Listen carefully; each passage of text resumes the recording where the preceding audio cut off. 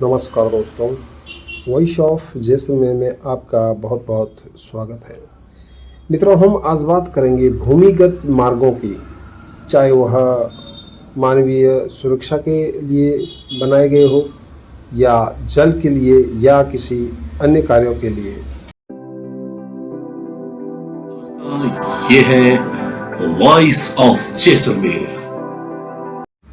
आप जो ये दृश्य देख रहे हैं, यह एक सुरंग का है।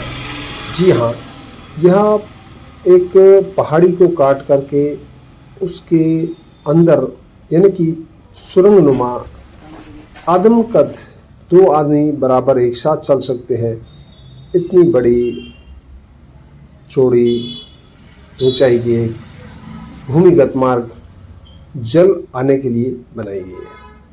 वैसे अगर हम बात करें तो इस तरह के कई बने हुए हैं हमारे जैसलमेर के बड़ा बाग में, अमर सागर में और मूल सागर में पानी की आवक जावक के लिए कई रास्ते हैं। लेकिन यह जो बनाया गया है, यह एक पूरी पहाड़ी को काट करके उसके नीचे से सुरंग बनाकर उसमें पत्थर, दोनों दीवारों में पत्थर लगा करके, फर्श में पत्थर लगा करके, और पीछे की पहाड़ियों का जो पानी आता है, उन पहाड़ियों के पानी को जलाशय तक लाना, उस समय कितनी बड़ी बात होगी।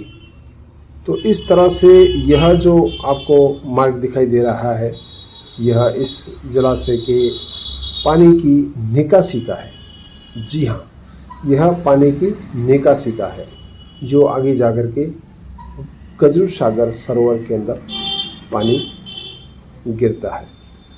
ठीक यह पानी पीछे की तरफ, जैसा मैं मेरे कैमरे को घुमा करके दिखाने का प्रयास कर रहा हूँ, ये जो है इसके ऊपर की जो गुफा के ऊपर की पहाड़ी है, यह पहाड़ी के ऊपर तत्कालीन सरपंचों के द्वारा, जनप्रतिनिधि जो होते हैं चुनिंदा, उनके द्वारा यहाँ पत्थर निकालने का प्रयास किया गया। उन्हें यह पता नहीं यह कितनी मुश्किल से जल मार्ग बनाया गया था।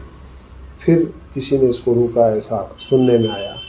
तो यह जो हम इस पहाड़ी पर चल करके इसके मुख्य मार्ग, पानी के आवक क्षेत्र की ओर चलेंगे। बिल्कुल, तो यह पहाड़ी के पीछे की तरफ का वह दृश्य, और वहाँ से यह सुरंग प्रारंभ होती है, यानी कि भूमिगत जल मार्ग प्रारंभ होता है।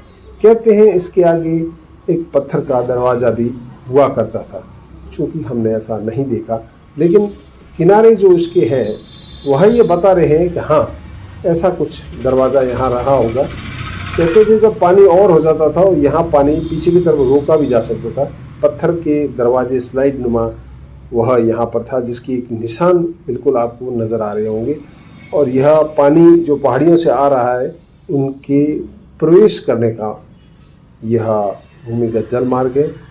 पूर्व में बताया वह निकासी का था।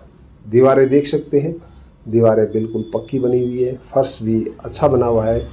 तो यह जो हमारे जैसलमेर की प्राचीन जलाशयों के लिए कार्य जो हुए हैं, वो कार्य अपने आप में बहुत ही महत्वपूर्ण है। तो यह पानी के आने का मार्ग है, और उस पानी को रोकने के लिए एक दीवार बनाई गई है, जिसे हम कहते हैं सूखी चिनाई, यानी कि इस पत्थरों के अंदर पानी जाकर के पुनः वापस निकल सकता है।